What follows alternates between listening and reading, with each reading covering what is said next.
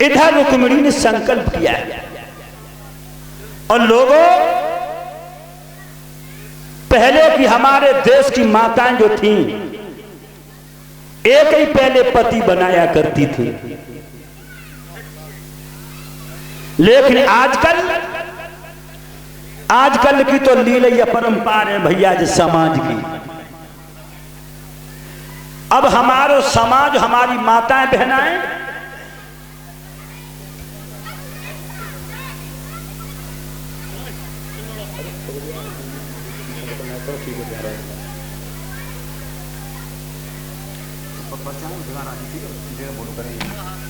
मेरे भाइयों, अरे माता बहनों बातचीत न करो।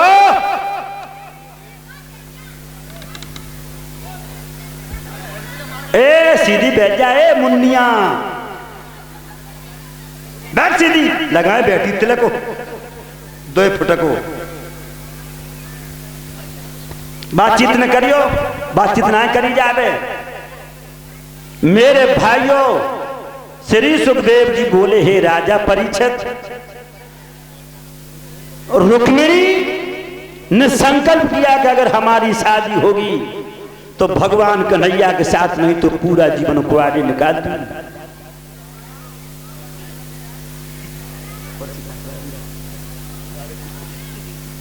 इधर धीरे धीरे रुक्मिणी ने जब 18 श्रावण देखी, रुक्मिणी शादी के लायक हो गई।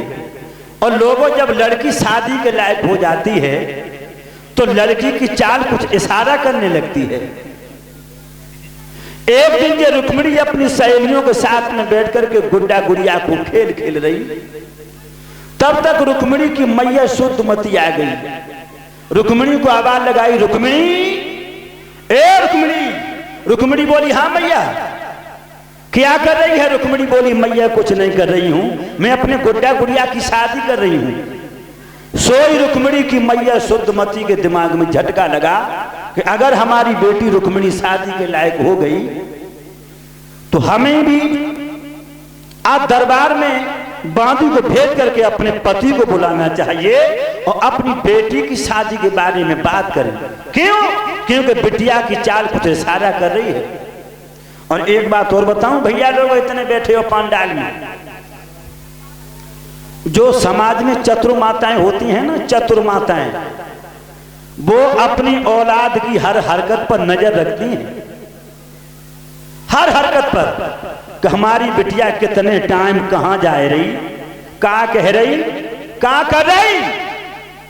करमवीर समझिए, हाँ गुरुदेव। जो चतुर माताएं होती हैं वो अपनी बेटी की हर हरकत पर नजर रखती हैं। ठीक बात कह रहे गुरुदेव। और माता बहनों, जब तुम्हारी लड़की 18-20 वर्ष की हो जाए तो तुम्हारा ये धर्म बनता है कि अपनी बेटी पर नजर रखो, नहीं तो ये अनमोल हीरा लुट जाएगा। याद रखना। और जो फुहरियां होती समाज में, फुहरियां पे ना जानती हमारी बिटिया कहां जा रही, क्या कह रही, क्या कर रही। ठीक कह रहे गुरुदेव। इसलिए बेटी की नजर पे हमेशा नजर रखो। आज बांदी को बुलाया महारानी शुद्धमती ने और बांदी से कह दिया, बांदी तू दरबार में चली जा और हमारे पति महाराज को बुला के ला। आज बांदी चली है, दरबार में पहुंच गई।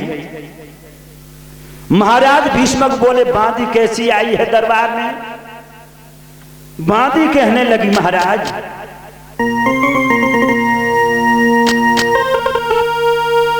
अस्त्र वस्त्र दस्ता खड़ी और करती खिदमतगार, महारानी जी आपको याद करें सरकार। आप महारानी याद कर रही हैं, याद करें सरकार महल चलिए फरमाई सुनाई को, और ना जाने कोई शब्द हुआ याद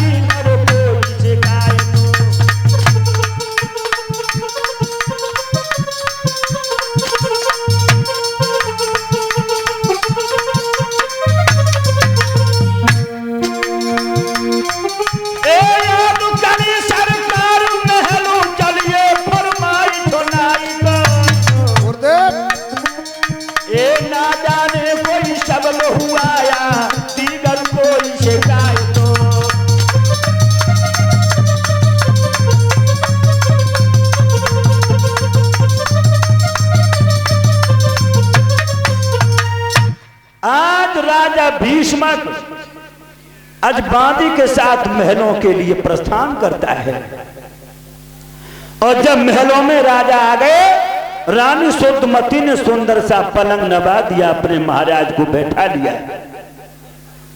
महाराज को बैठा लिया, जल लेकर आई, महाराज के चरण धोकर के चरणामृत लिया है महारानी शुद्धमती ने।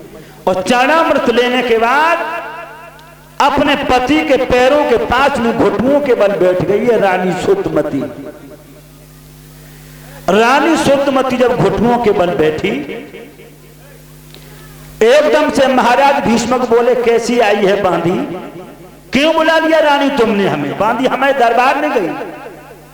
महारानी शुद्धमती कहने लगी, महाराज आज हमें तुमसे कोई जरूरी काम है, आप बैठिए तब बताऊंगी आप।